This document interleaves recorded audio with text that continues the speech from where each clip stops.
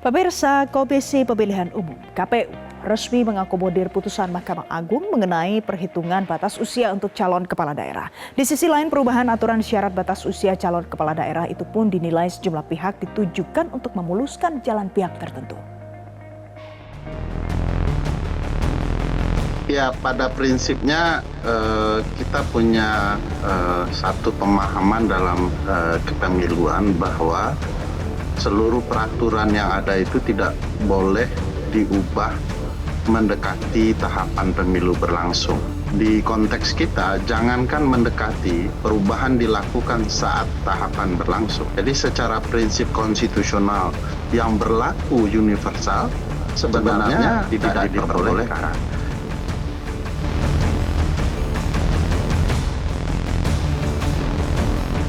Komisi Pemilihan Umum resmi mengakomodasi putusan Mahkamah Agung mengenai penghitungan batas usia untuk calon kepala daerah. Hal itu tertuang dalam Peraturan KPU atau PKPU nomor 8 tahun 2024 tentang pencalonan gubernur dan wakil gubernur, bupati dan wakil bupati, serta wali kota dan wakil wali kota. Beleit yang dipublikasikan di halaman resmi KPU RI itu secara resmi mengatur minimal usia untuk calon kepala daerah pada Pilkada 2024 dihitung saat pelantikan dilakukan. Dalam pasal 14 ayat 2 huruf D tertulis bahwa usia paling rendah calon gubernur dan wakil gubernur adalah 30 tahun. Sedangkan untuk bupati dan wakil bupati, serta wali kota dan wakil wali kota adalah minimal 25 tahun. Aturan lebih lanjut soal batas usia minimal calon kepala daerah di pasal 14 itu pun dituangkan dalam pasal 15 PKPU nomor 8 tahun 2024.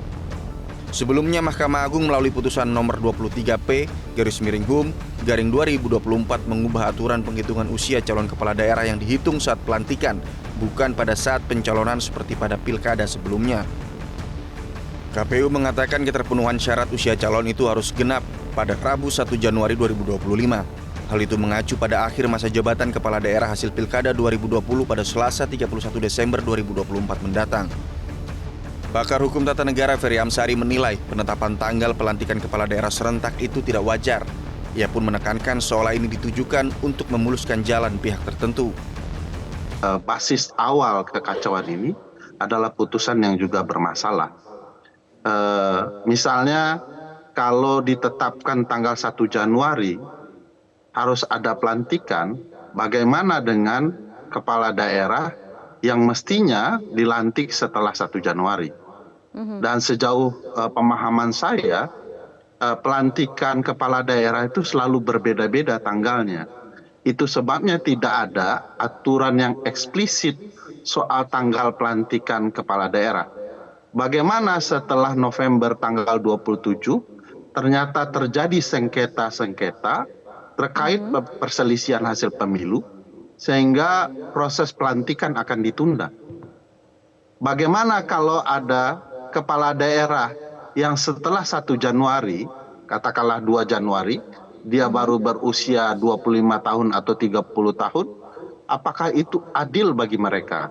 Jadi memang ini problematika yang unik, aneh begitu ya, dalam proses pilkada kita.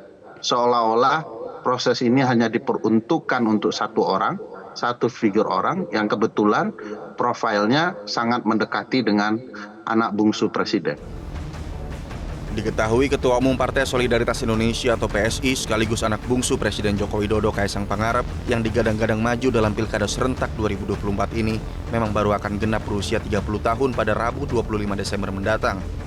Dan jika pelantikan serentak dilakukan pada 1 Januari 2025, maka Kaisang memenuhi syarat usia calon kepala daerah, calon wakil kepala daerah yang terbaru. Tim Liputan Metro TV. Jelajahi cara baru mendapatkan informasi. Download Metro TV Extend sekarang.